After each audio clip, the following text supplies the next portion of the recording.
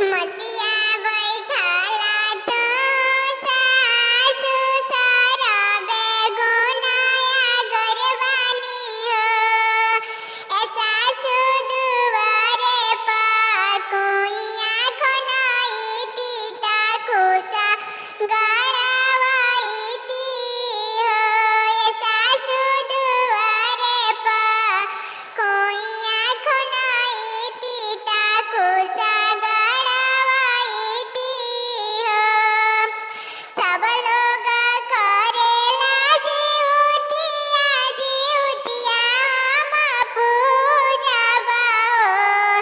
ए सासु दुआरे पकुइया खनाइती ताकुसा गड़ावाइती हो।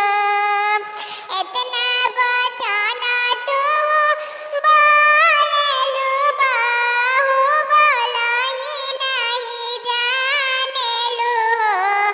ए बाहु जनमे के हाउ तू बजनिया जीवतिया कैसे करबू हो। ए बाहु जनमे के हाउ तू बजनिया जीवतिया कैसे भूखबू हो।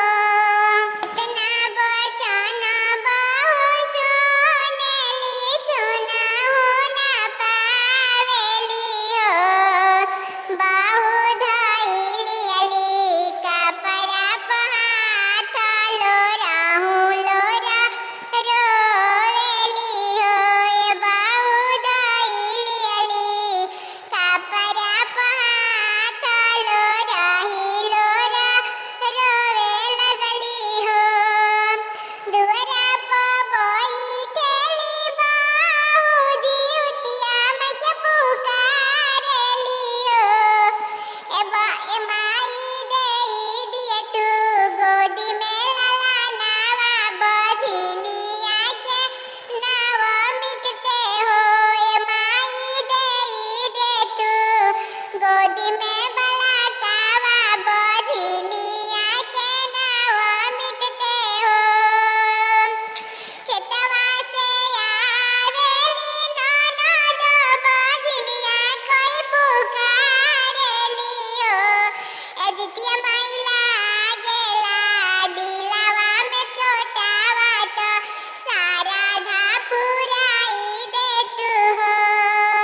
ए जितिया माई लागेला मनवा में चोटावा तो सारा धा पुराई दे तू हो। हंसी खेली भूखेली बाहु त जितिया बरत कैली हो। यारे रथ चढ़ी आवेली जीवतिया मैया सारा धा पुराई दिहली हो। आरे रथ चढ़ी आवेली जीवतिया मैया गोदी में लालन दिहली हो। त अपना अपना ललना खाती ई व्रत करी जा जरूर पूरा होई।